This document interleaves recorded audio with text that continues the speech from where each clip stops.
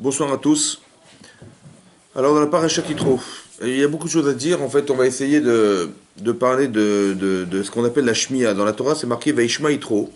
La Shmiya, c'est l'écoute. Vaishma Yitro, il a entendu Yitro, Kohen Midian, Choten Moshe, Et Kol Asher Asa Elokim Le Moshe. On voit que Yitro, il a entendu quelque chose, oui. Il a entendu quelque chose qu'il a en fait révolutionné. Et qui lui a permis de faire Teshuvah, sincèrement Teshuvah, ça veut dire qu'il est venu pour se convertir au judaïsme. Voilà. On sait pertinemment qu'Yitro c'était un prêtre de Midian, c'est donc un idolâtre, mais il avait cette différence avec les autres, des autres gens de son époque, c'était que il était en recherche de celui qui est le maître du monde. Voilà, il cherchait le maître du monde, et donc il était en recherche de ça. Et là, il a entendu quelque chose qu'il a carrément révolutionné et qui a été révélateur de ce qu'il espérait, c'était de trouver le maître du monde.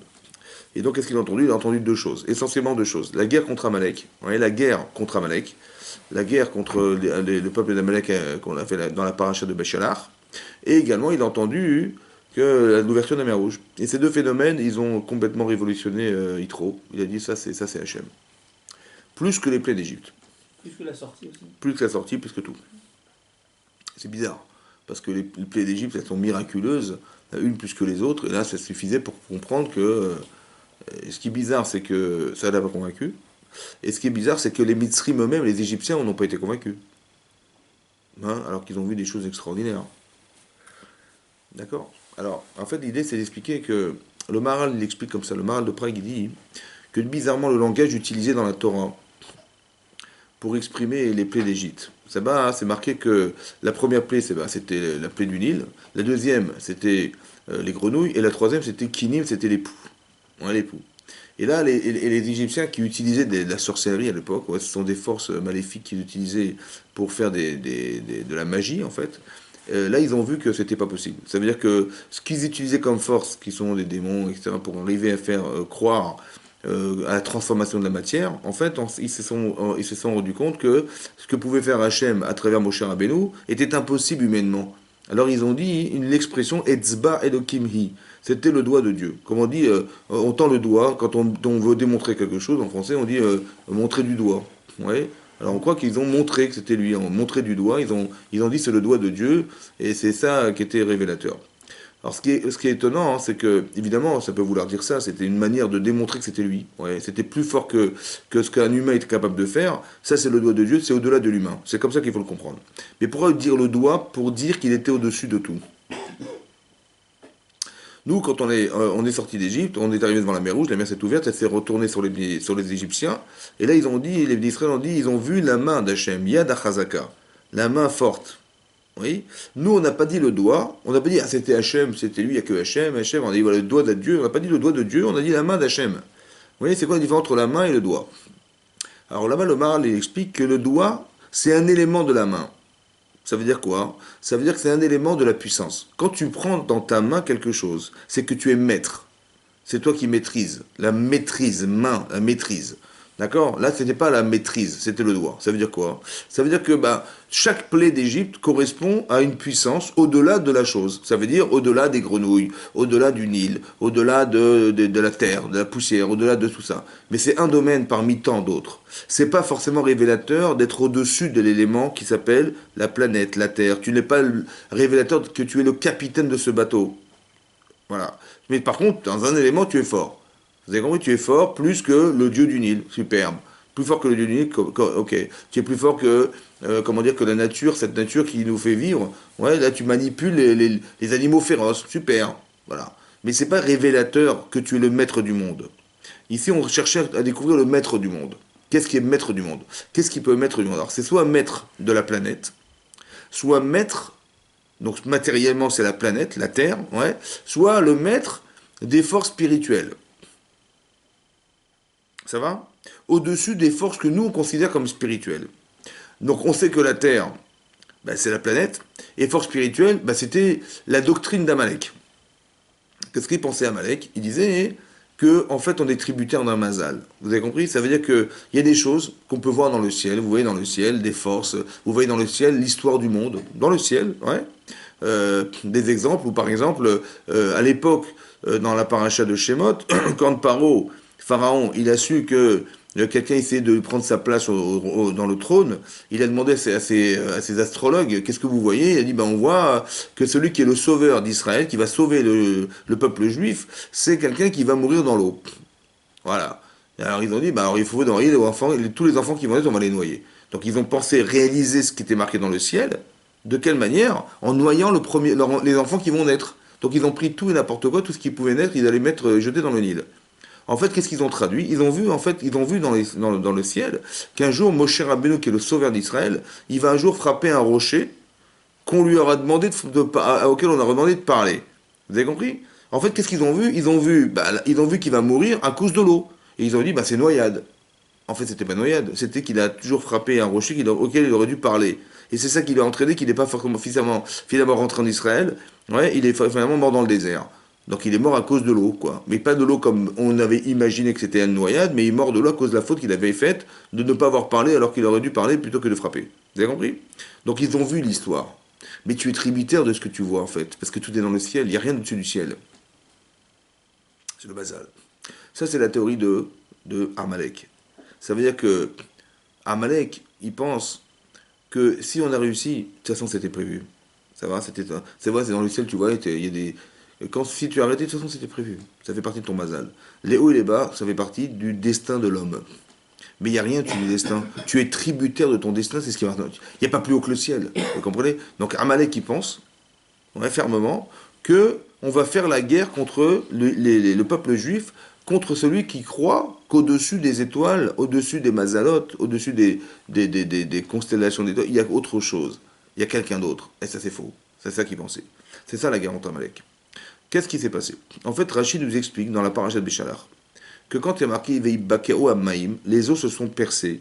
Quand Hachem il a ouvert la mer avec un vent d'est et que la mer s'est ouverte, ouais, elle s'est pas seulement ouverte là où ils ont trouvé. Rachid dit que tous les océans se sont ouverts. Et quel est l'intérêt de cette information? Qu'est-ce qu'on a besoin de savoir, nous, qu'en Australie, la mer elle s'est ouverte? Ça va? À quoi ça sert de nous dire que tous les océans se sont ouverts? Alors le Maharal, il explique pourquoi. Parce qu'à l'époque, il pensait que de la même manière qu'il y a des noms différents dans les océans, tu vois, tu as l'océan Pacifique, tu as l'océan Atlantique, la mer Méditerranée, tu as la Manche, ce sont des noms. En fait, les océans ont des noms. On ne dit pas c'est la mer. Ouais, on dit chaque mer, chaque océan, il a son nom. Et pourquoi il a son nom? Parce que chaque mer, chaque océan, c'est un dieu. Il a une puissance qui lui est propre. C'est-à-dire que si par exemple la mer Méditerranée, elle a décidé d'être elle a une force et un dieu, ouais, il peut rien faire contre le Pacifique. Ça va? Ok. Et l'inverse aussi, la Manche avec l'Atlantique. Voilà. Chaque océan, c'est un dieu en soi. Seulement, qu'est-ce qu'on a remarqué? On a remarqué que tous les océans se sont ouverts. Qui c'est qui dirige tous les océans? C'est impossible que chaque océan, il est autonome. Toutes les mers se sont ouvertes. Et les mers, c'est quoi les mers? C'est ce qui recouvre la Terre. Et qu'est-ce qui recouvre la Terre? Bah, toute la Terre, elle est recouverte d'océans. Mais qui c'est qui peut dominer toute la Terre et tous les océans? Vous avez compris? C'est ça qu'il a dit, ben c'est ça le maître du monde. Il n'a pas cherché à savoir qui est-ce qui est fort dans un domaine, mais qui est-ce qui domine tous les domaines. Et comme la mer, elle recouvre toute la terre, il a compris que c'était Hachem. C'est lui qui est dominant de la terre. Ensuite, on a fait la guerre contre Amalek. On a fait la guerre contre Amalek, et là-bas, c'est marqué dans la Torah que lorsque Moshe Rabbeinu, qui était au sommet de la colline, il levait les bras vers le ciel, alors on gagnait la guerre. Et quand on baissait les bras, on perdait la guerre.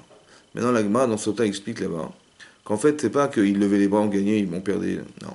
C'est quand les Israël, ils levaient les yeux vers le ciel, ils avaient la Emunat Hashem, alors ses bras se levaient. Et ils baissaient les bras, c'était quand on pensait que c'est nous qui gagnions la guerre. C'est-à-dire que le baromètre de la Emunat du clan Israël, elle se retrouve dans les bras de Moshe qui se lève et qui se baisse. Qu'est-ce qui s'est passé? Il s'est passé qu'ils ont fait la guerre jusqu'à quand? Jusqu'à ce que se couche le soleil. Et là-bas, Rashi explique pourquoi. Pourquoi on nous a dit dans ce détail qu'il se couche le soleil? Parce qu'il dit là-bas, Rashi, que les Amalekim, les gens d'Amalek, ils savaient qu'à telle heure, ils allaient gagner la guerre. C'était marqué dans le ciel. D'accord? On sait que les mazalotes, elles sont dictées par des heures. Comme ça, la Gemara, elle dit dans Shabbat Afkouf Nunvav, elle dit là-bas que tous les éléments qui composent les mazalot, ouais, ce sont tout ce qu'on appelle les signes zodiacales. Ouais, vous avez le bélier, le taureau, le scorpion, tout ça, ce sont des signes en fait. Mais c'est pourquoi on les appelle comme ça? Parce que la forme qu'elles représentent dans le ciel des étoiles, ça a la forme du bélier, la forme du scorpion, voilà. Et en fait, qu'est-ce qui se passe? Rachid là-bas dans Rosh Hashanah, il explique que dans 24 heures, il y a 12 mazalot, ouais, donc 12 mazalot qui eux-mêmes ont une influence sur la Terre pendant 2 heures. Et donc il dit cette influence, elle existe. Ça, c'est les mazalot. À part ça, hein, il y a autre chose, savoir que l'Agma dans Shabbat, elle dit là-bas, que chaque minute, chaque heure, c'est une différenciation. Chaque mois qui correspond à chaque heure et chaque minute dans le temps, ça correspond à un mazal. Voilà. Et donc ce mazal, en fait, qu'est-ce qu'il a comme force? Ouais, c'est quelqu'un qui va naître un mardi, il a un mazal de dame. Quelqu'un qui va naître un mercredi, il a un autre mazal. Et c'est important que vous compreniez que c'est ça que dit Amalek, mais chacun il a son mazal. Vous comprenez? On est sous influence d'une destinée qu'on a pu subir le jour de notre naissance. Mais non, de quoi dépend le mazal? Des heures. Et comment on calcule les heures? Grâce au soleil. Voilà. Et donc qu'est-ce qu'il a fait Moshe? Il a arrêté le soleil. Il a arrêté le soleil. Donc les types, ils étaient comme des fous, quoi. Ils ont dit, mais si le temps est arrêté, on peut plus savoir à quelle heure on va gagner. Irvev et Tashaot. Il a mélangé les heures. Ils étaient comme des fous, les Amalekim. Ils ne savaient plus comment s'en sortir. Il n'y a plus de repère de réussite. Maintenant, quand il a vu ça, qu'est-ce qu'il a compris? Puisque rien ne peut dépasser le mazal, on est subordonné à notre destin. Et là que tu vois qu'il a arrêté le soleil, qui est lui le déterminant du destin. Il a dit, mais c'est pas possible, ça n'existe pas ça. Qui c'est qui peut arrêter le soleil? Tu comprends? Et c'est là qu'il a vu qu'il y a un dominant, il y a un capitaine au-dessus de ce bateau, qui est Hachem. C'est ça qu'il a révolutionné. Quand il a arrêté le soleil. Parce que le soleil, c'est pas seulement l'horloge du monde, c'est ce qui permet au monde d'exister. La mer, elle recouvre toute la terre. Qui c'est qui va contrôler toute la terre? Personne. Et là, on voit que toutes les mers se sont ouvertes. Qui c'est qui nourrit la terre? Ben, c'est le soleil, parce qu'on est éclairé par la terre, on est réchauffé par la terre. Oui. Et s'il n'y a pas de soleil, il n'y a pas de vie possible. Toute la terre est éclairée par le soleil. Toute la terre est réchauffée par le soleil. Toute la terre. Donc qui c'est qui peut être plus haut que le soleil? Alors il a vu qu'il y a quelqu'un qui est plus haut que le soleil, c'est Hachem. Quand on a fait appel à lui, il a arrêté le soleil. Vous avez compris? Mais c'est pas possible, parce que le dominant, c'est le soleil. Le mazal, c'est le soleil. Alors ils ont compris qu'il a compris lui-même tout seul qu'en vérité, au-dessus du soleil, il y avait Akadosh Baruch Hu. C'est ça qu'il a révolutionné. Il a dit, il a fait tchouva. Parce qu'il ne recherchait pas seulement à savoir où sont les forces, mais qui est la force suprême qui domine la terre. C'est ça sa recherche. Il a trouvé à travers l'ouverture de la mer Rouge et à travers la guerre contre Amalek. Pas les Makot. Pourquoi les Makot? Parce que les Makot, ce sont des éléments extraordinaires, différenciés, qui montrent une force différenciée. Voilà, bah, une fois c'est ça, une fois c'est ça, une fois c'est ça. Mais ça ne montre pas la globalité de sa force. Par contre, là, on a vu qu'il était grand, Hachem. Comment j'ai vu qu'il était grand? Parce que dominant des éléments qui sont composants de toute la terre ou de tout ce qui nourrit la terre. Vous comprenez? C'est ça qu'il a vu. Et ça, il a fait tchouva. Ok. Donc il a fait tchouva, donc il est parti d'Égypte. Il est arrivé dans le désert du Sinaï, le jour du Matan Torah. Donc on est à Yom Kippour. Et on reçoit la Torah, et là il vient, il dit voilà, je me convertis au judaïsme. Qu'est-ce qui se passe quand Moshe il a vu son beau-père arriver? Qu'est-ce qu'il a fait? Il a amené une délégation. Il y avait lui, il y avait Aaron à Cohen, il y avait les Kenim, les Chachamim qui sont venus, qui l'ont accompagné pour recevoir son beau-père. Et ils se sont retrouvés, ils se sont embrassés, il s'est prosterné, ils se sont embrassés, et il a dit rentrez dans ma tente. Et donc il est rentré dans sa tente. Et là il a commencé à lui raconter, dit à la Torah, il s'appelle, il lui a raconté tout ce qui s'était passé pour les d'Israël dans le désert, la guerre contre Amalek, la manne, tout ce qu'on a eu dans le désert. Et là-bas, c'est marqué que Yitro, il a eu des frissons. Il a frissonné. Vaïchad.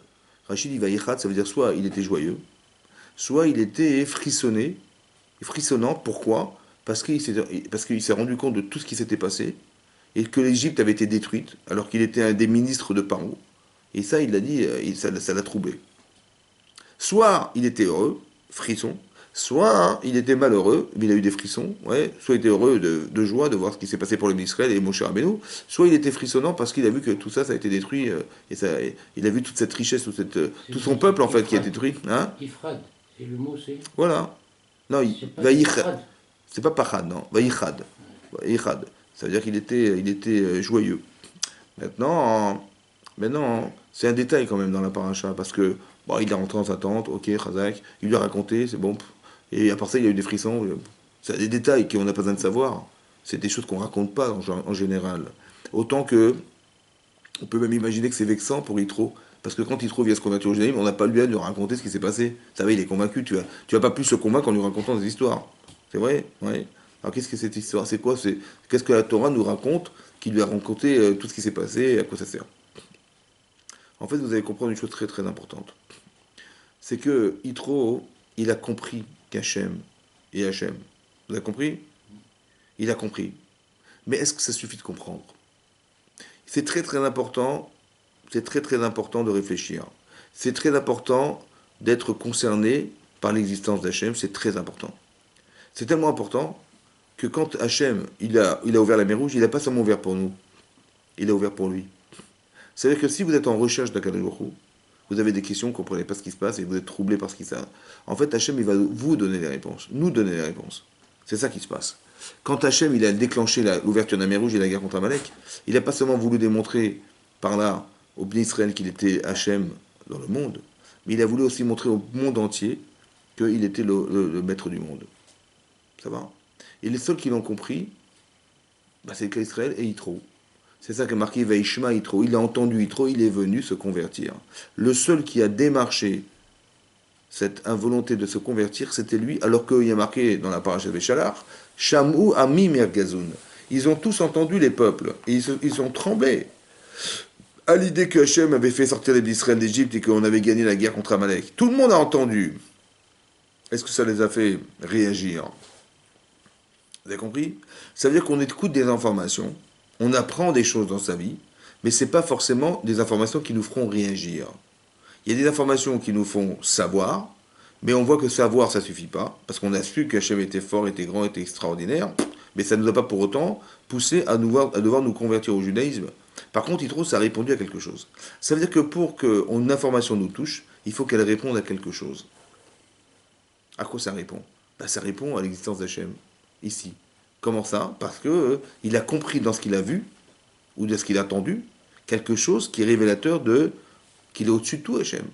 Pas qu'il est fort, qu'il est au-dessus de tout. C'est lui qui domine, c'est lui qui dirige, c'est lui qui pilote tout ça. Vous comprenez ça? C'est ça qu'il a entendu Yitro. Les autres, ils n'ont pas vu ça. Ils ont vu, voilà, bah, ils vont nous massacrer les Israël, ils vont nous faire la guerre. Ils ont un Dieu hyper puissant, surpuissant, et tout ce qui va, ils ravagent tout autour de lui. Voilà ce qu'ils ont vu. Ils n'ont pas compris ce qui s'est passé. Pourquoi ils n'ont pas compris? Parce qu'ils n'ont pas compris à quoi ça vient répondre. Vous avez compris ça? C'est-à-dire que quand on écoute quelque chose, on doit savoir à quoi ça vient répondre.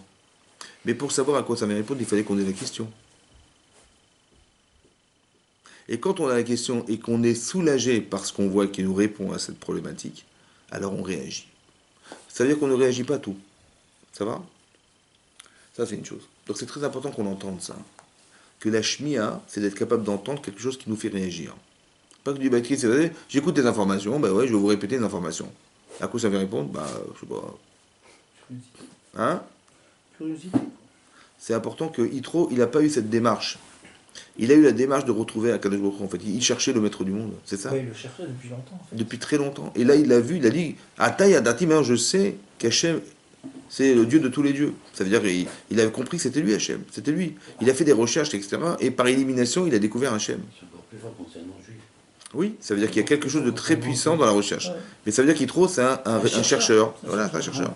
Et nous aussi, on doit être des chercheurs. On doit s'interroger de tout ce qui nous arrive. On doit être curieux de savoir, c'est important. Et Hachem, il va répondre à des gens qui sont capables d'être en recherche. C'est ça? Ok. Maintenant, qu'est-ce qu'il fait? Moshe, il l'invite à la maison. Il dit, viens, je vais t'expliquer ce qui s'est passé. Et c'est marqué qu'il a eu des frissons. Pourquoi il a eu marqué ça? Alors peut-être l'idée, c'est d'expliquer comme ça. On doit être tous des intellectuels. On doit tous réfléchir. On doit tous essayer de savoir. Maintenant, quand il a entendu ce qui s'est passé, ouais, il a eu froid au dos. Voilà. Et donc, il a eu froid. Il a eu froid au dos. Et donc, qu'est-ce qui s'est passé? Il a ressenti quelque chose. Mais quel ressenti il a eu plus en écoutant Moshe Rabbeinu que ce qu'il a vu au départ en sachant que c'était Hachem? C'est intéressant, il s'est passé quelque chose d'autre. En fait, il faut comprendre comme ça. Moshe Rabbeinu, il a dit comme ça. Moshe Rabbeinu, il a dit, mon beau-père, c'est un intellectuel. il réfléchit, il comprend les choses, Baruch Hashem. Super. Seulement, le Yetzer Hara, il va jouer sur son intellect ou sur ses émotions? Le Yetzer Hara, sur les émotions. Sur l'émotion. Et les émotions sont plus fortes L'intellect. que l'intellect. Donc, Donc il faut jouer sur ses émotions. et c'est pour ça qu'il lui a raconté. Il lui a raconté jusqu'à ce qu'il ait des émotions. Ah oui. Parce que demain, le Yetzer Hara, il va lui faire croire des choses. Il va tomber dans le panneau. Parce qu'il va dire, mais c'était plus fort que moi, c'était trop touchant, trop émotionnellement touchant. Je dis, mais tout ce que tu savais alors? Bah oui, je savais, mais j'ai pas pu résister. Je savais, mais j'ai pas pu résister. Donc tu vois que la connaissance, elle est bien, mais elle te condamne. Et après tu vas te vexer, tu vas te frustrer, tu vas avoir des. Et c'est pas ça, parce que pourquoi? Parce que tu dis, mais je savais, j'ai pas résisté. Ben, ne te frustre pas. C'est simplement que ta connaissance n'était pas émotionnelle. Parce que si tu ressentais ce que tu pensais, vraiment, ton corps ressentait ce que tu pensais, ce que tu aurais fauté. Ben non. Donc c'est ça que c'est ça que Moshe voulait lui apprendre. Ça suffit pas que tu saches. Il faut que tu saches jusqu'à trembler de ce que tu sais, jusqu'à ressentir, frissonner de ce que tu sais. Pourquoi? Parce que demain, on va te proposer des frissons, mais pas cachers. Alors qu'est-ce que tu fais? Ben tiens, je suis désolé, je peux pas. Parce que moi, j'ai des frissons autres Cachère. qui sont cachers, et j'ai pas envie de les trahir, et j'ai pas envie de les perdre. J'ai pas envie de comprendre. C'est ça qu'il faut faire, il faut comprendre. Comme c'est qu'on devait créer des émotions qui vont soit développer la Yirat Hashem, la crainte d'Hachem, soit qui vont développer la Havat Hashem. On doit être Yireh Shamaim et on doit être Ohev et Hashem. On doit aimer Akadosh Baruch Hu. Pourquoi c'est important de l'aimer?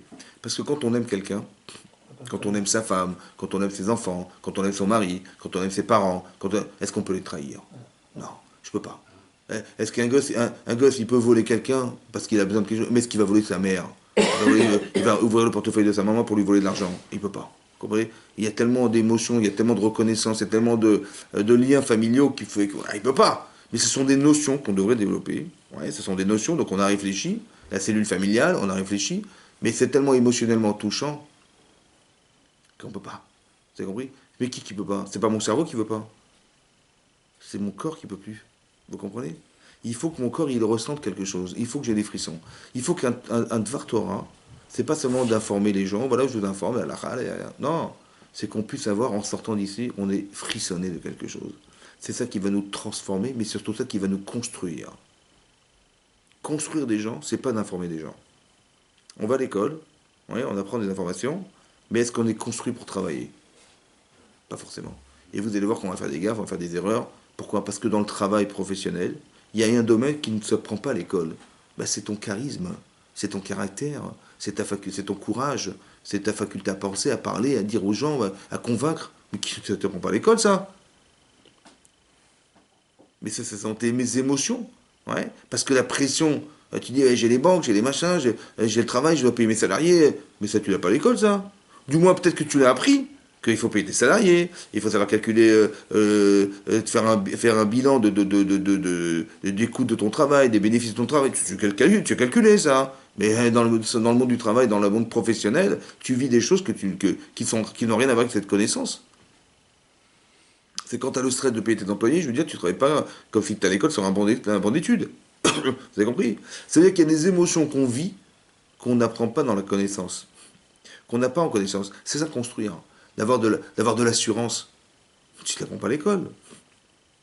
Vous comprenez? Ça veut dire que la vie, elle nous apporte quelque chose d'autre. Des émotions. Et c'est ça construire des gens. Oui? Les émotions. Ça veut dire que tu ressens ce que tu penses. Ce qui n'a rien à voir avec ce penser. La pensée, ça établit des baromètres et des paramètres justes. Encore faut-il les ressentir. Virtuel et réel, quoi. Ah bah oui. C'est pour ça qu'il a dit, mais ça c'est virtuel. Parce qu'il a compris Hachem existe. Razak, super. C'est très important. C'est-à-dire que maintenant qu'Hachem existe, eh ben, bien sûr que je reconnais qu'Hachem existe, donc je tiens compte de cette connaissance. Mais est-ce que tu vis la connaissance? Est-ce qu'il est vraiment là? Ah, c'est ça le problème. Par exemple, quand on fait la prière, bah, on s'échappe. Quand on fait une avéra, oh, bah, tout à coup il est plus là. Ah, c'est bizarre. Mais pourtant je crois en Dieu, je crois. C'est vrai que ça suffit pas. Ça veut dire que la connaissance, elle suffira jamais. Bien sûr que si quelqu'un ne connaît pas Hachem, c'est grave, évidemment. Mais après l'étape de savoir, il y a une étape émotionnelle. Il faut réfléchir à cette émotion. Si Hachem, il nous fait tellement de cadeaux dans la vie, parce qu'on existe, parce qu'on a une famille, parce qu'on a des enfants, parce qu'on a une femme, parce qu'on a un mari, parce qu'on a une parnassa. Ce sont des cadeaux permanents, permanents. Vous voyez bah, bien sûr qu'on s'habitue, bah, évidemment, on s'habitue à tout ça, c'est une vie qui fait partie de que celui qui n'a pas La ça, vie. il n'est pas normal. Quelqu'un qui n'est pas marié, il n'est pas normal. Quelqu'un qui n'a pas d'enfant, il n'est pas normal. Quelqu'un qui n'a pas de femme, il n'est pas normal. Quelqu'un qui a pas de parents, il n'est pas normal. Non, vous avez compris, c'est pas qu'il n'est pas normal. Il y a une autre vie qui est de vivre seul, qui vit sans être marié, qui vit sans avoir d'enfant, c'est possible, ça existe, c'est une vie. Seulement la nôtre, elle est plus enrichie. Alors merci Hachem. Pas que nous, c'est normal et lui, ça l'est pas. Non, c'est que c'est normal, tout est normal. Parce qu'il n'a pas pu se marier, bah, c'est sa vie. Ça va. Mais seulement, hein, nous, on a un plus.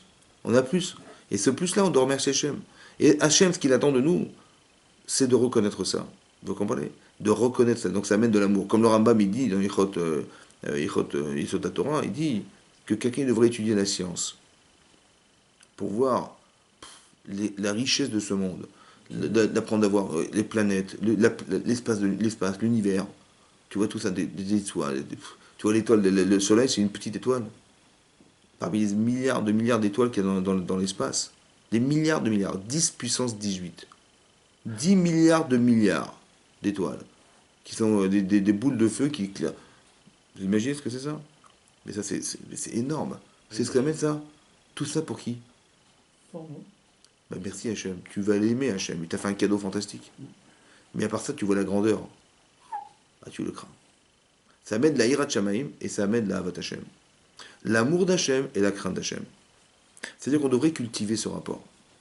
Pourquoi? C'est dur, hein. Pas? C'est dur, hein. C'est les extrêmes. Ouais. Mais ça veut dire que c'est dur, bien sûr, mais c'est les deux sont nécessaires. Ouais, Comme avec nos enfants, juste en on dessous, veut ça qu'ils va. craignent de se tromper, mais on veut qu'ils nous aiment. Ça va? On veut être aimé par ses enfants, et on veut aussi qu'ils n'enfreignent pas les limites de ce qu'ils peuvent faire. Je dis, ah, fais attention à ça, n'oublie pas ton cartable, ne note pas ton goûter à fais tes devoirs, etc. Donc on leur apprend, on est dans le reproche, mais c'est pour leur apprendre des limites de la vie. Mais ce qu'on espère, c'est pas qu'ils vivent dans la limite, c'est qu'ils s'épanouissent dans la limite. Je t'ai pas dit ça pour que tous les jours tu répètes, ah oui, mon goûter. Non, je t'ai dit ça pour dire que c'est une limite. Mais épanouis-toi, mange ton goûter, remercie tes parents d'avoir eu ton goûter, etc. Vous avez compris? Les deux sont nécessaires. C'est pour ça qu'on a des enfants, en fait, parce qu'on va comprendre ce que Hachem ressent pour nous. Quelqu'un qui n'a pas d'enfant, il ne peut pas comprendre. Mais quelqu'un qui a des enfants, il sait que tout ce qu'il fait, c'est que du don de soi. Mais c'est ce qu'il fait Hachem en permanence. Qu'est-ce que j'attends de mes enfants? Ben, de la reconnaissance. Puisque de toute façon, qu'est-ce que j'attends? Rien d'autre. Ouais. Tout ce qu'ils sont devenus, bah, c'est pour eux. J'ai rien gagné. J'ai juste formé mes enfants et ils sont mariés. Bah, je suis heureux qu'ils puissent vivre aussi leur vie. Mais qu'est-ce que je gagne, moi?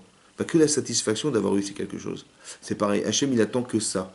De la reconnaissance, ça veut dire que quoi? Mais pourquoi? C'est pas pour lui, en fait. Il n'a pas besoin de ça. C'est que nous, on puisse reconnaître et on puisse se retrouver un jour à 120 ans avec lui.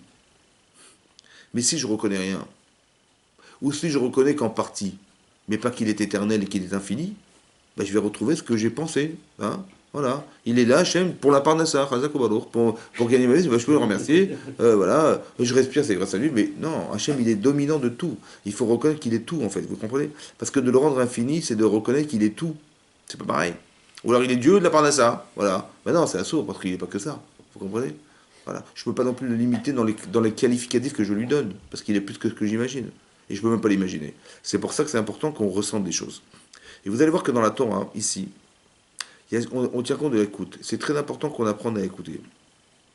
Ça fait partie des midot, des valeurs qu'on doit avoir dans l'étude de la Torah. C'est marqué Shmiat Haozen. C'est une des 48 qualités qu'il faut avoir. D'apprendre à entendre. Mais c'est quoi entendre? C'est quoi je mets à Ozen? Avec quoi on va entendre? Alors, c'est Je ça. mets à Ozen. Alors, Tu écoutes ton oreille. Ouais. Mais attends, c'est donc, ça, toi, tu l'écoute de écoutes. l'oreille. C'est vrai, parce qu'on écoute avec ses Avec pieds ou avec ses deux. Avec... Non, mais ça, c'est. Il a raison, c'est quoi Shmiat Haozen? Haozen. Ah, Shmia!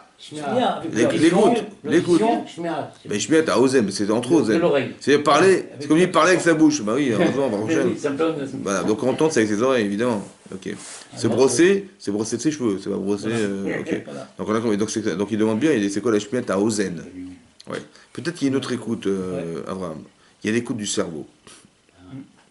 Parce que comme ça, quand par exemple, quand on était à l'école, on nous a exposé des problèmes. On dit voilà, vous allez faire, il y a un problème, avec un énoncé. Bon. Ou alors on nous dit tiens, vous allez faire une dissertation Alors on nous propose un sujet, on doit lire et on doit faire le sujet. Mais ça arrive des fois qu'on fasse des hors-sujets. Oui, on s'est trompé, on a fait une dissertation, on s'est complètement trompé, aucun rapport avec le sujet. Comment ça fait on a fait du hors-sujet, du HS? Pourquoi? C'est pourquoi? Parce qu'on n'a pas bien lu l'énoncé.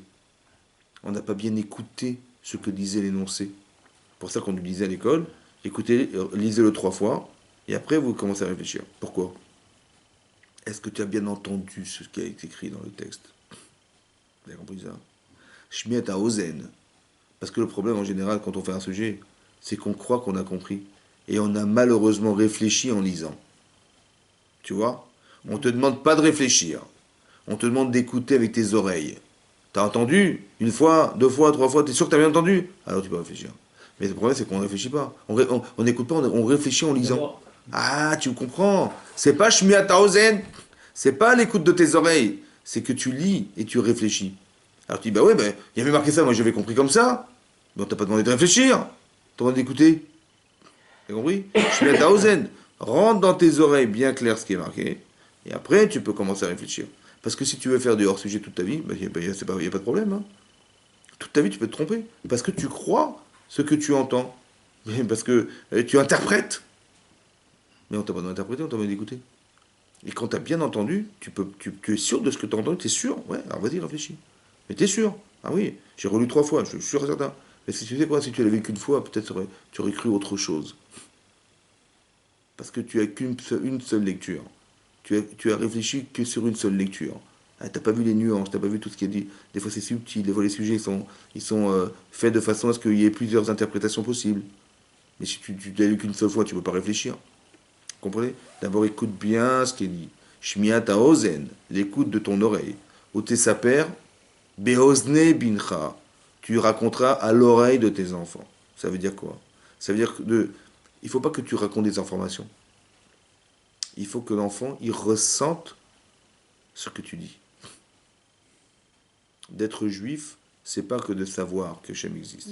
C'est de ressentir ce que tu vis. Et comment tu ressens? Bah, tu manges du maror, tu manges des herbes amères, tu manges des matzot, et on te raconte, et tu manges de la charosette qui correspond au bitume qui était ceux de. Et on fait tout un processus, et la ficomane, et on mange tout ça. Pourquoi faire? Pour que tu ressentes que si tu avais été égyptien, qu'est-ce que tu aurais mangé? Si tu étais un hébreu en Égypte, qu'est-ce que tu aurais consommé? Tu vois, on n'est pas seulement dans le lecture du. On fait un scénario organisé pour que tu ressentes ce que tu penses. Parce que construire des gens, c'est de les faire ressentir. C'est pas de les informer. Ça suffit pas d'informer. Il faut informer les gens, mais ça suffit pas d'informer. Il faut que les gens ressentent ce que l'information. C'est cette écoute-là qui est différente et qui me fait ressentir. C'est pour ça que, de nouveau, Moshe Rabbeinu va raconter à son beau-père. Vous avez compris? On va voir que, dans le texte, c'est marrant, que ici aussi, pareil, plus tard dans la Torah, c'est marqué que quand Yitro, il a vu Moshe Rabbeinu, qui était en train qui était assis sur son trône, hein, et qui répondait aux questions des gens qui venaient le consulter, Yitro, il a vu ça, dit la Torah, Rachid amène, il dit, ça l'a choqué. Pourquoi? Parce qu'il était assis, seul, et les gens étaient debout du matin au soir. Il dit, mais c'est honteux, c'était Mezalzel. Rachid dit, Mezalzel, ça veut dire qu'il dénigrait les gens qui étaient debout. C'était honteux de le laisser debout. Mezalzel bikvodat chez l'Israël.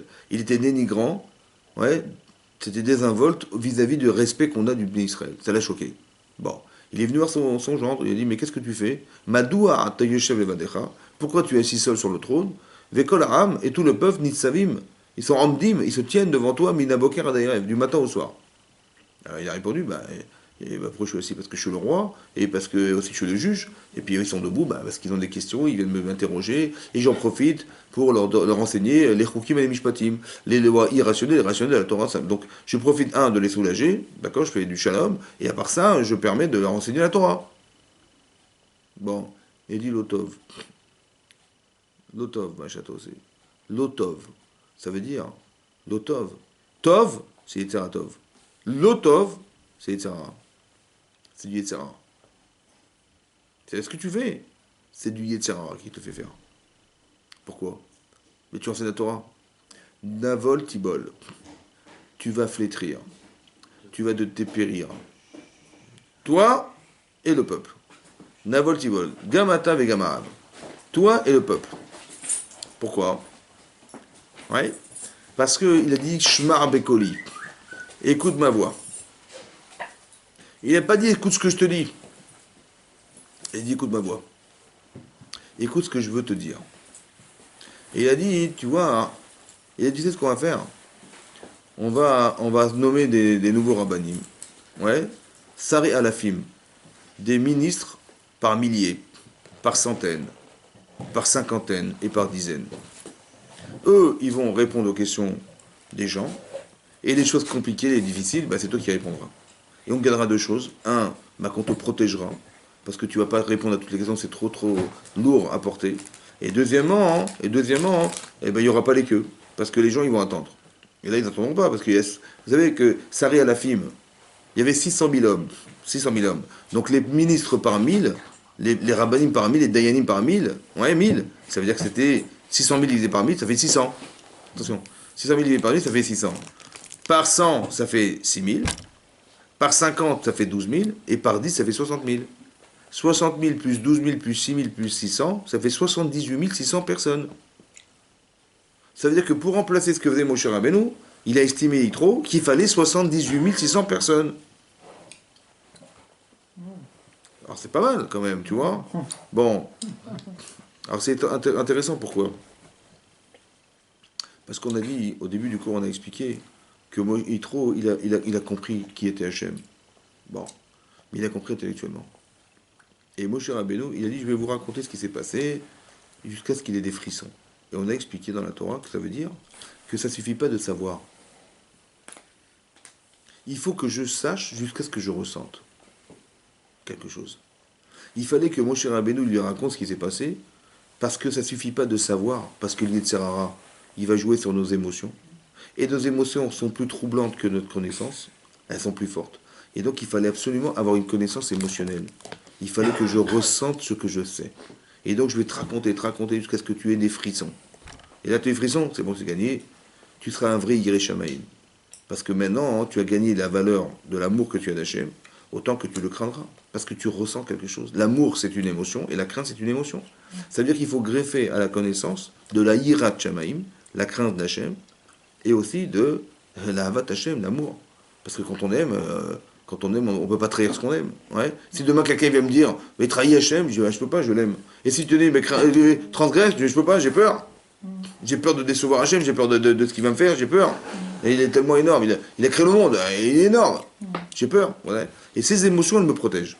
Lesquelles? Celles qui est d'avoir peur d'Hachem, les limites que je ne veux pas enfreindre, et l'amour que j'ai de lui, parce que je me suis épanoui dans l'existence d'Hachem, et j'ai pas envie de perdre cette relation. Exactement ce que Yosef il a dit à la femme de Potiphar.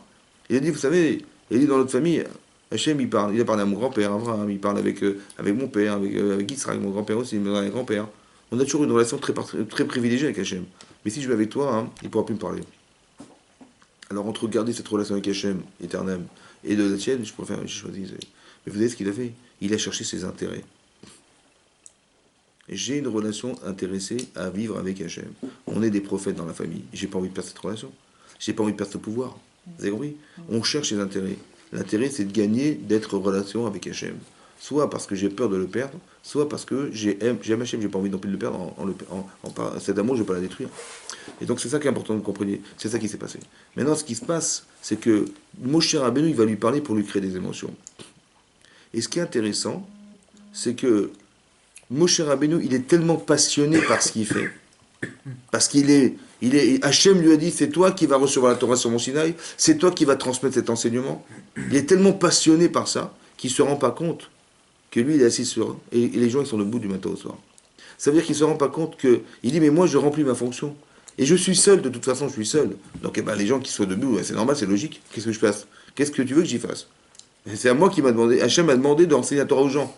Il est tellement pris dans son rôle d'enseigner la Torah où il justifie le fait que soit debout, ou alors il ne le voit pas, il ne se rend pas compte.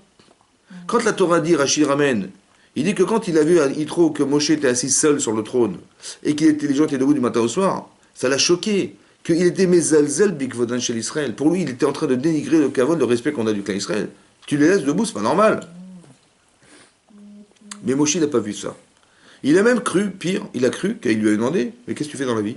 Pourquoi tu es assis seul? Et ils sont debout du matin, il lui a dit, bah moi, je suis assis parce que je suis le roi, et ils sont debout parce qu'ils attendent que je leur donne des réponses. C'était ça qu'il a demandé, Hachem. C'est ça qu'il a demandé comme question, Yitro.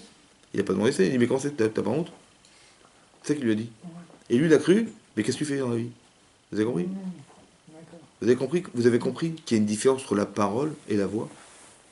La parole. Il dit, Shmar Bekoli, écoute ma voix, n'écoute pas ce que je te dis. Écoute ma voix, c'est pas pareil. N'écoute pas ce que je te dis, écoute ce que je veux te dire. Ce que j'ai voulu te faire savoir, ça n'a rien à voir. Quand il a dit, mais pourquoi tu es assis? Il a dit, bah, pourquoi je suis assis? Parce que je suis le roi. Et pourquoi ils sont debout? Bah, parce qu'ils attendent, ils veulent les réponses. Mais c'est pas ça que je t'ai demandé. Comment ça se fait que tu es assis? Ils sont debout. Tu vois, ça ne te dérange pas? Tu vas t'user la santé. Et tu vas user le peuple. Pourquoi? Parce que les gens, ils vont attendre du matin au soir. Ils ont une question, ils diront, ah, je voudrais savoir. Bon, bah, tu vas, fais la queue. Combien de temps? Bah, je sais pas, du matin au soir. Bon, après, tu arrives à ton tour. Ça fait 10 heures que t'attends, 12 heures que t'attends. Il dit, bah voilà, Rav, j'ai une question. Voilà, la réponse, c'est ça. Khazak, merci beaucoup. Bon, t'as attendu 12 heures pour avoir une réponse. T'as des questions? Dorénavant, t'as des questions? T'as plus de questions? Mais tu vas user le peuple, là. C'est pas ça. Qu'est-ce que j'y fasse? Il n'a pas de réponse, mon cher Rabbeinu. Pourquoi? Parce que derrière une volonté émotionnelle, il faut garder du rationnel. Il faut que tu te rendes compte de ce que tu vois. Vous avez compris ça? Ça veut dire qu'il faut être sensible. Parce que je peux être prisonnier de ma vérité parce que j'ai une fonction. Mais j'ai cru que Hachem m'avait dit, mais c'est que toi qui vas faire. Est-ce que c'est ça qu'il m'a dit Hachem? Mais si, il m'a dit Hachem, ben, voilà, je te la tords à toi, je te la confie, tu la donnes au cas Israël. Donc j'ai compris, j'ai compris qu'il fallait enseigner tout seul. Mais c'est pas ça qu'il m'a dit Hachem. Parce qu'Hachem, il sait que je ne vais pas pouvoir tenir. C'est ça qu'il trouve, il lui enseigne. Vous comprenez? C'est-à-dire que des fois, malheureusement, le Yetzirara, c'est l'otov. C'est-à-dire que c'est ton Yetzirara qui te fait croire que tu devais être seul. Et on comprend, parce que quand il a dit, comment ça fait que tu es Yoshev Levadecha? Levadecha, c'est-à-dire que tu es seul dans ta démarche. Mais seul dans la mer, ça n'existe pas d'être seul. Vous comprenez ce que je veux dire? Seul. Ça veut dire qu'il était seul assis. Seul, mais c'est quoi seul? L'otov, ça n'est pas bien d'être seul.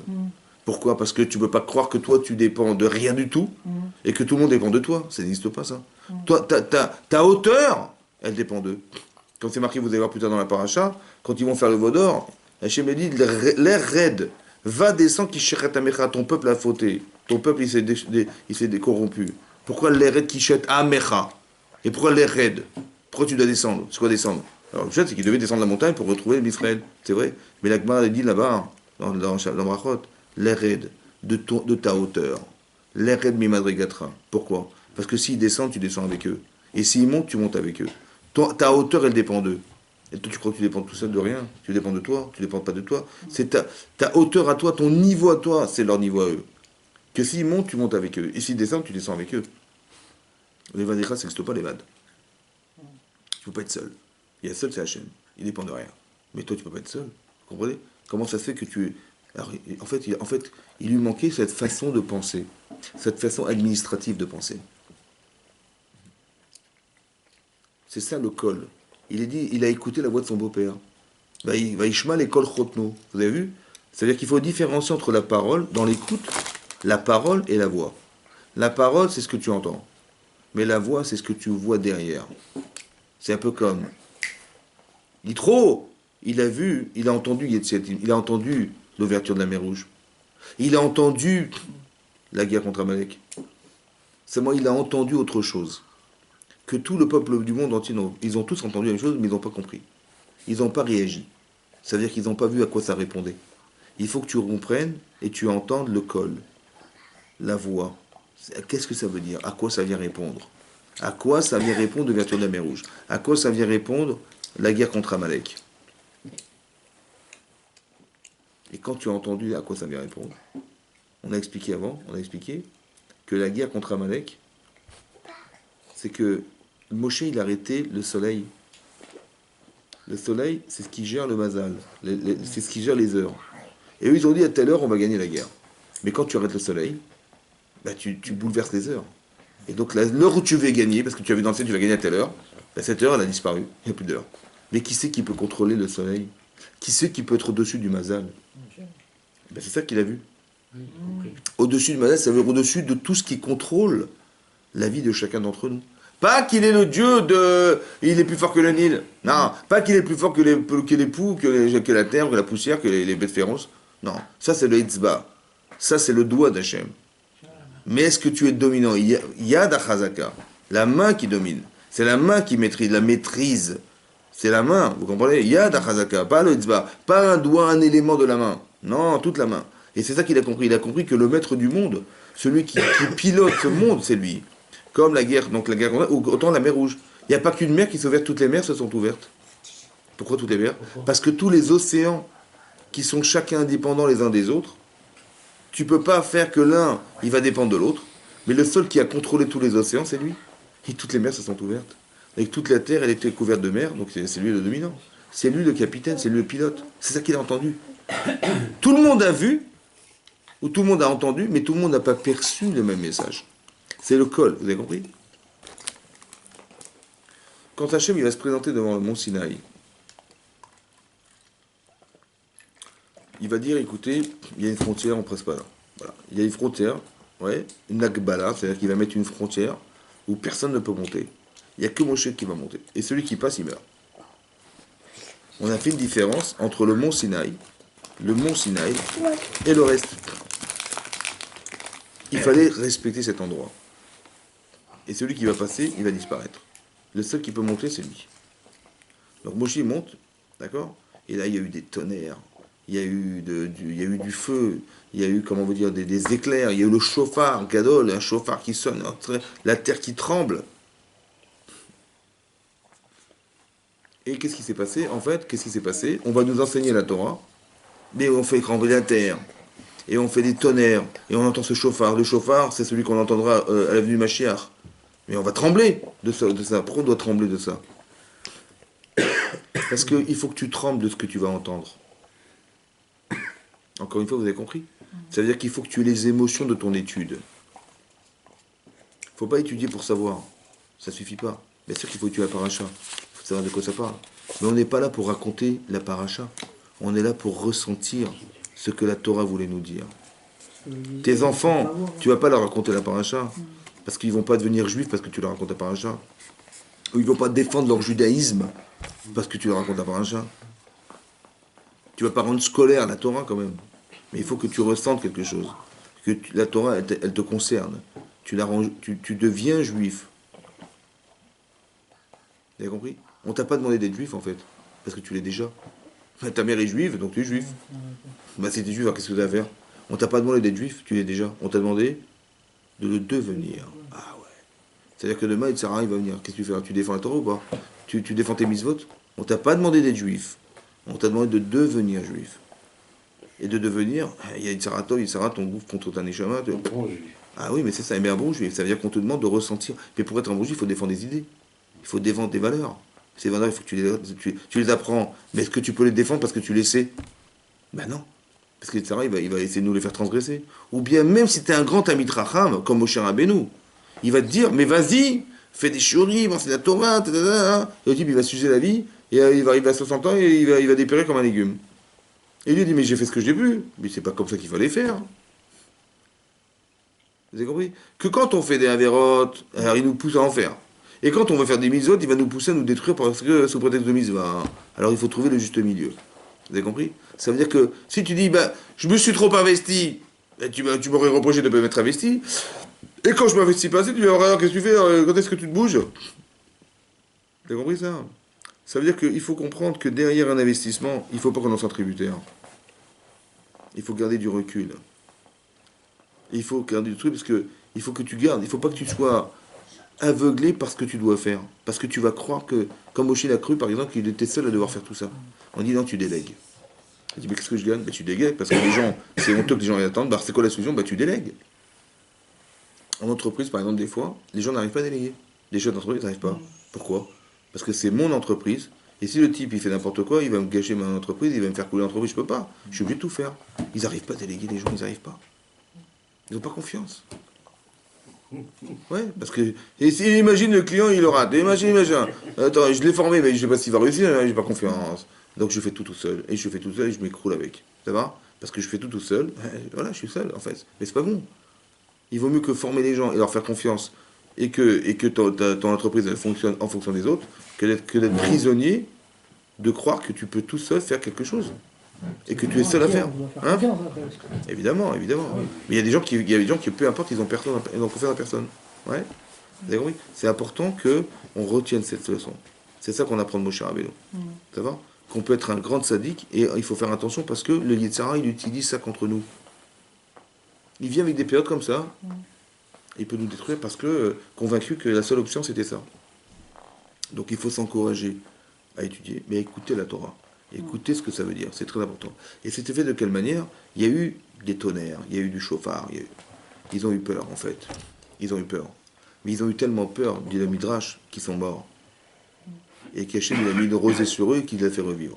Et dans la Torah c'est marqué, ils ont eu tellement eu peur.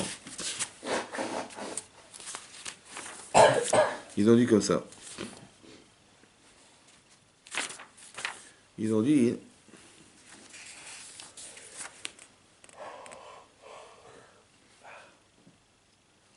Vayomou el Moshe, ils ont dit à Moshe, Ata te daber. Daber ata imanu. Tu parleras avec nous. Venishma'a, et on écoutera. Ve'ali daber imanu elokim. Mais que nous ne parle plus Hachem. Quand il a dit à Aseret Adibrot, il a dit comment? Il a dit que deux. Mais c'était tellement énorme pour eux. Ils ont dit, ils en sont morts carrément. Il a dit peine d'amour, peu peur qu'on meure. Qu'est-ce qu'il a répondu Moshe? Mais il a mis à Moshe, El Aram, Altiraou.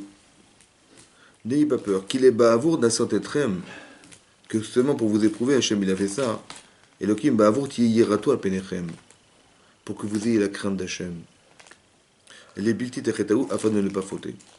Moi j'ai cru que si j'écoute ce qu'Hachem il va dire, je vais mourir avec. C'était trop fort, c'était trop émotionnellement touchant. Tu vois la montagne qui bouge comme ça, tu vois les tonnerres, tu vois les éclairs, tu vois les chauffards. C'était trop...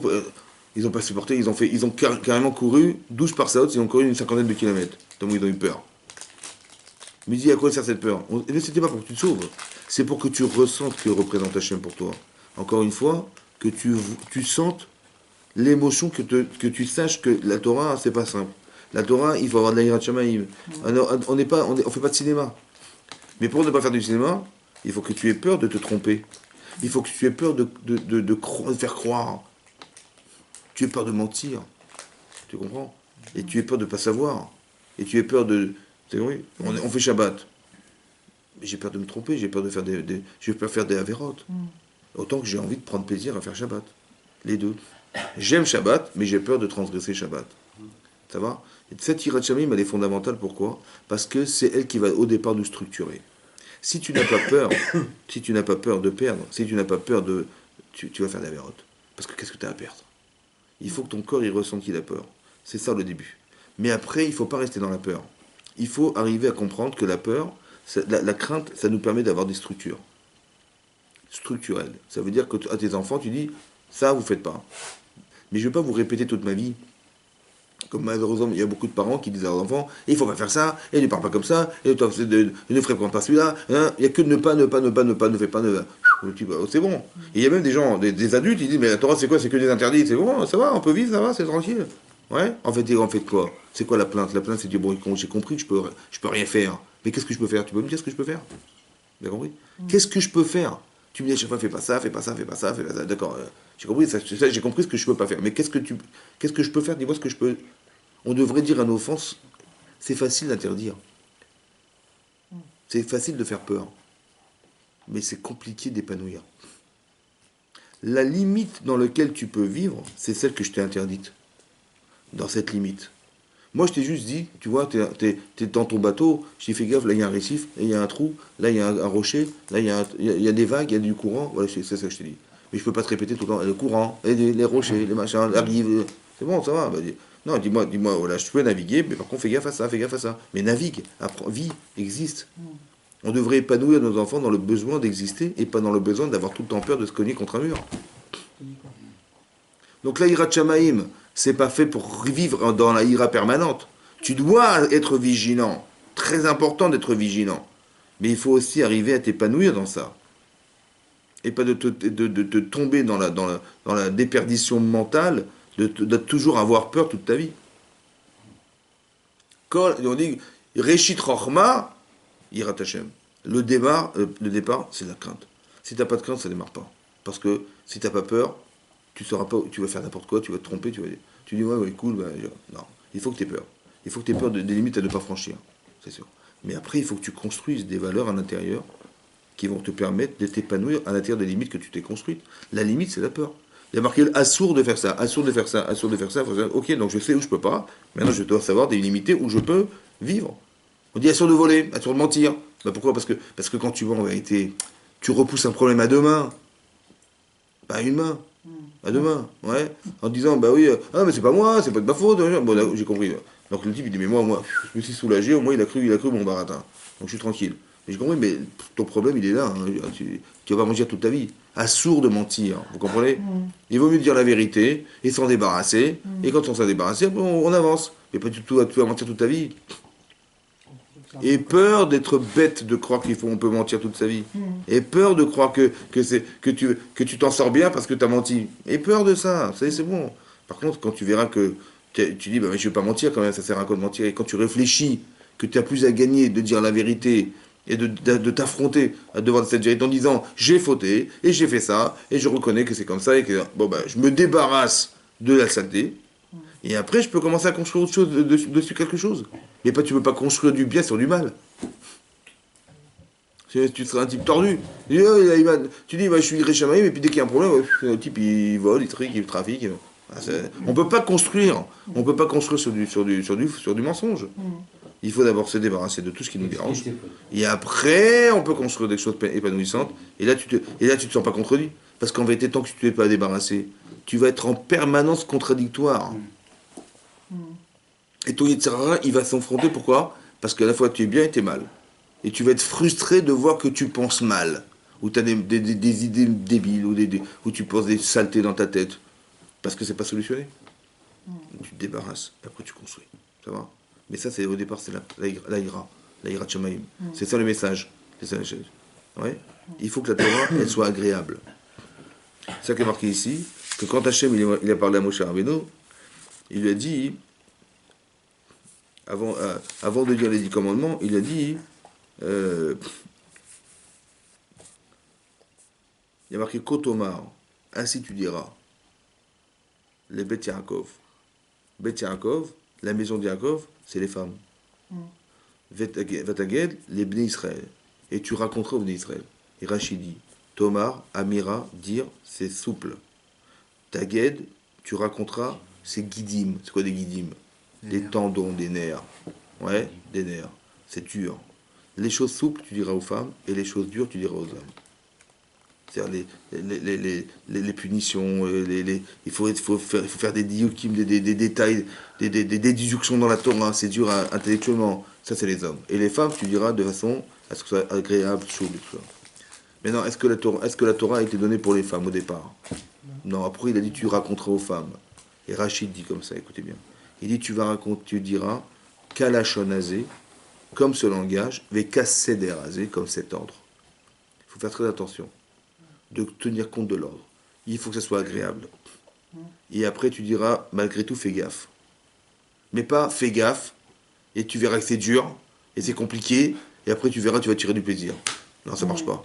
Mais ça marche pas. Il faut garder ce principe et cet ordre. Ça va? Kalashonazé, Kasséderazé. En fait, ça ne concerne pas que les femmes. Ça concerne tout le monde, en fait. Mais il faut que ça soit agréable. Il faut que tu sens ta Torah, elle t'épanouit, tu es heureux avec, etc. Mais maintenant que tu es heureux avec et tu es épanoui avec et tu comprends des choses, c'est extraordinaire, tu dis, mais fais gaffe. Parce que tu peux te perdre. Il y a du Yetzirara. Tu peux te sentir contredit. Tu peux, etc., etc. Vous avez compris? Après, c'est dur. Après, tu as peur. C'est comme tu enseignes les choses dures. Mais avant, il faut que ça soit agréable. Il faut que tu comprennes l'apport que tu as. Il faut que tu comprennes l'avantage que tu as d'étudier Torah. Il faut que tu comprennes les intérêts que tu as d'être juif. C'est agréable. Tu as été choisi par Hachem. C'est agréable. Mais fais gaffe. Tu as une relation particulière. C'est comme un type, il a un poste important. Il dit, je suis content. Mais fais gaffe. C'est important. Tu vois, le comptable n'est pas l'expert comptable. Et l'expert comptable n'est pas le chef d'entreprise, etc. Dès l'instant où tu prends un rôle important, fais attention.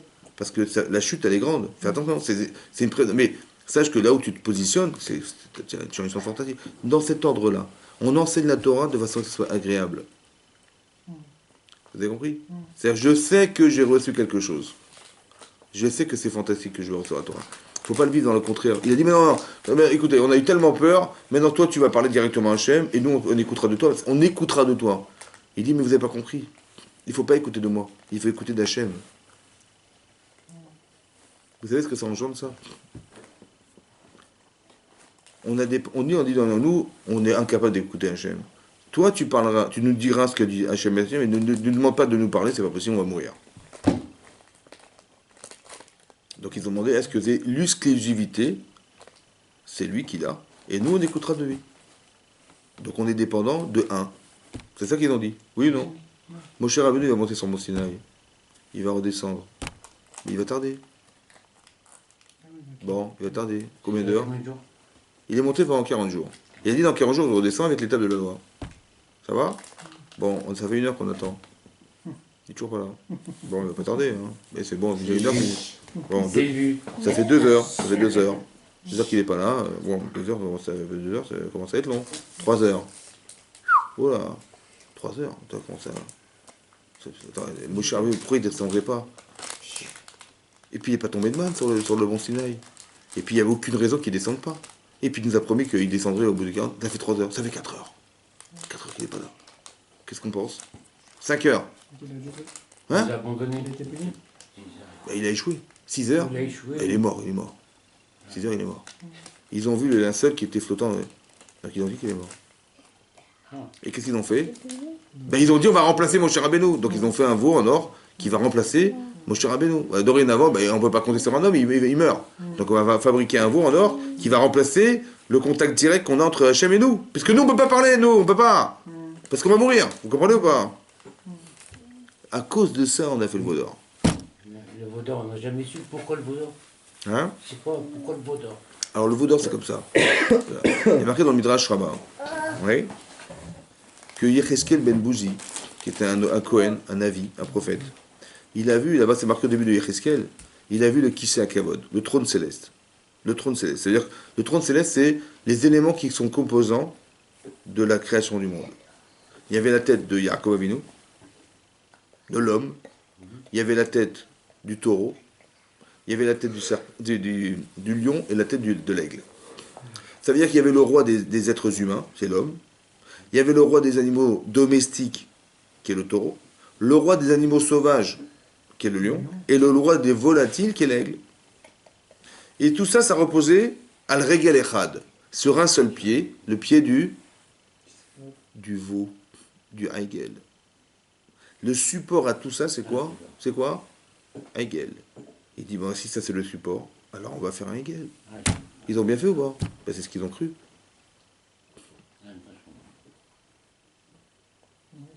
C'est ça qu'ils ont vu. Et où est-ce qu'ils ont vu ça?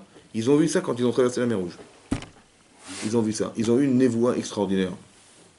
Marqué Ra'ata Shifra Bayam, elle a vu une femme de ménage en traversant la mer. Même ce que Yecheskel Ben Bouzi l'aura mis à Mav. Il n'a pas vu de sa vie. Pourquoi Yecheskel Ben Bouzi? Parce qu'ils ont vu, ils ont une vision encore plus claire que ce que lui il avait vu. Mais c'est ça qu'ils ont vu. Ils ont dit, bah s'il est mort, Moshe Rabbeinu, on va le remplacer. Comment? Bah, par ce fameux support sur lequel Hachem y repose. Et nous, on pourra, par l'intermédiaire de ce veau, on va pouvoir... Mais en fait, il avait volé ça. Ils avaient volé cette image. Vol-veau. Tu comprends? C'est pour ça qu'il faut faire attention. Tu as compris? Donc c'est ça la faute. Mais c'est quoi la faute en fait? La faute, elle est venue qu'on a malheureusement dû dépendre d'un seul homme. À nos yeux, on n'aurait pas dû dépendre. Et ça, Hachem nous l'a reproché de cette manière qu'on a compris. Parce que, écoutez-moi bien, le Rav, il doit enseigner la Torah. Mais la personne qui reçoit la Torah, elle ne doit pas dépendre du Rav. Elle doit devenir, maintenant qu'elle est formée, indépendante.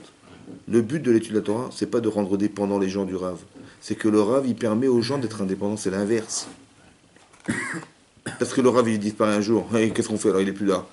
Non, on doit devenir indépendant. De la même manière qu'on est des parents, mais on était des enfants. Mais nos parents, ils ont espéré qu'on soit un jour indépendants, qu'on puisse se marier, qu'on fonde une famille. C'est pas l'intérêt, ça veut dire mes enfants, ils restent avec moi.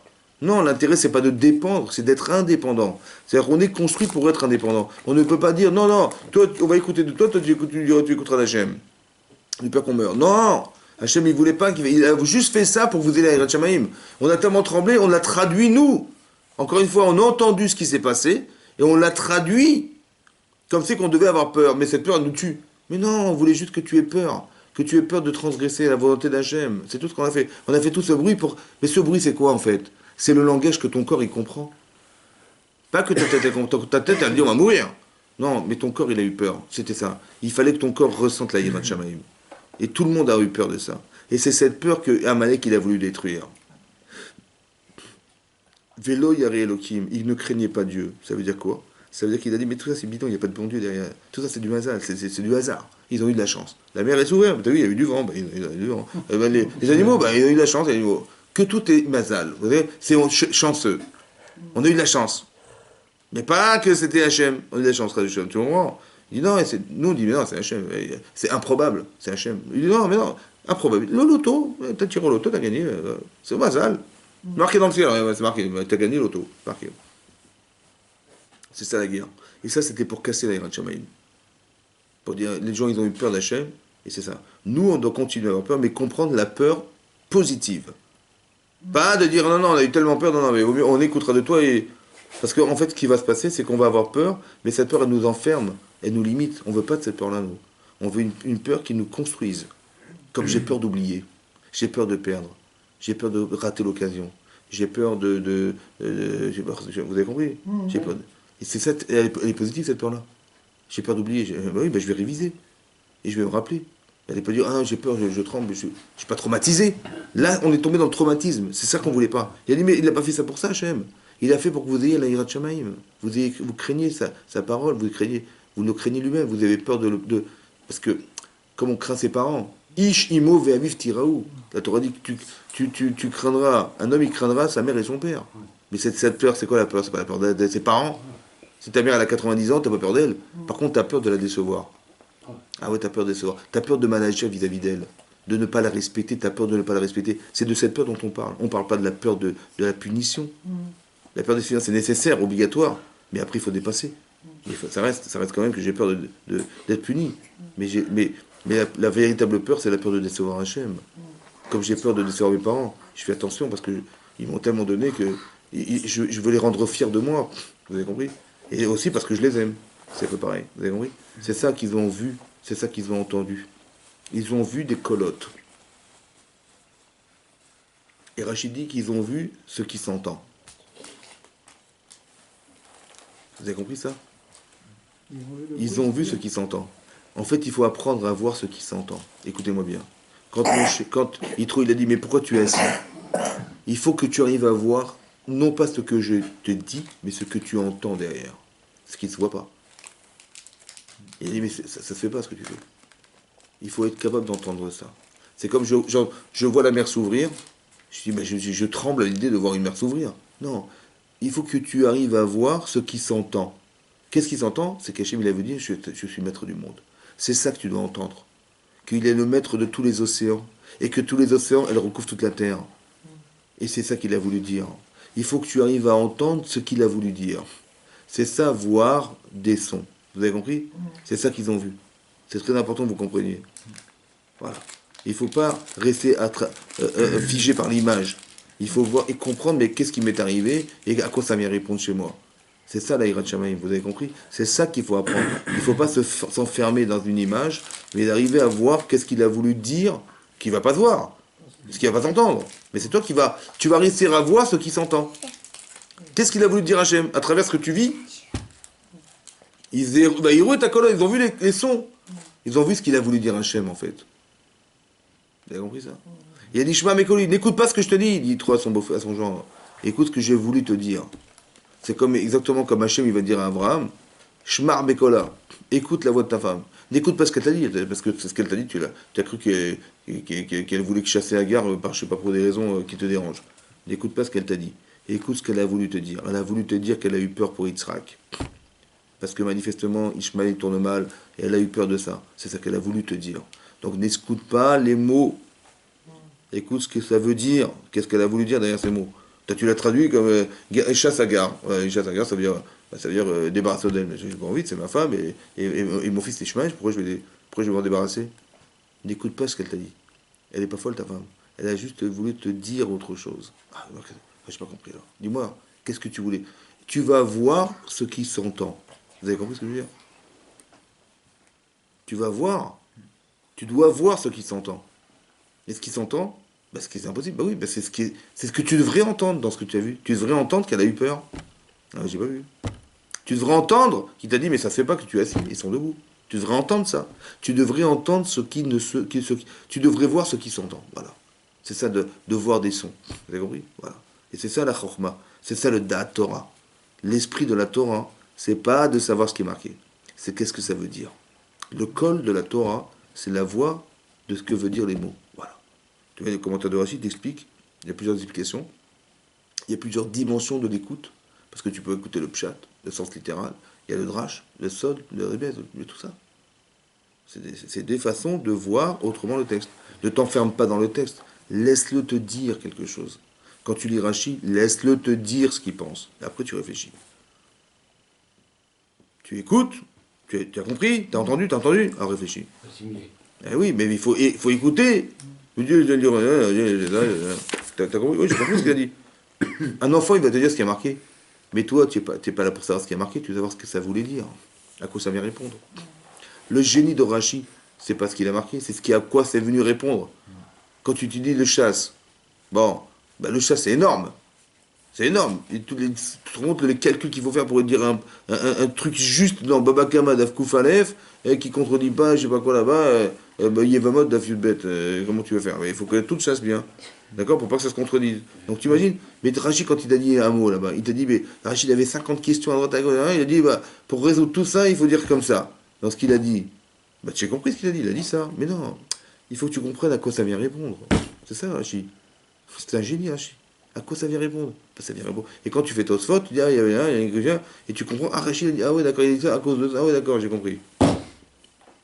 À quoi ça vient répondre? Vous avez compris, c'est ça qui est important. Quand tu écoutes un cours, qu'est-ce que le Rav, il vient te dire à quoi ça vient répondre dans ta vie? Et ça vient combler forcément quelque chose. Et ça nous rend sensibles à la connaissance. Et ça nous transforme. Et ça nous construit. C'est ça qu'il faut faire. Très content. Zakobalour. Zakobalour.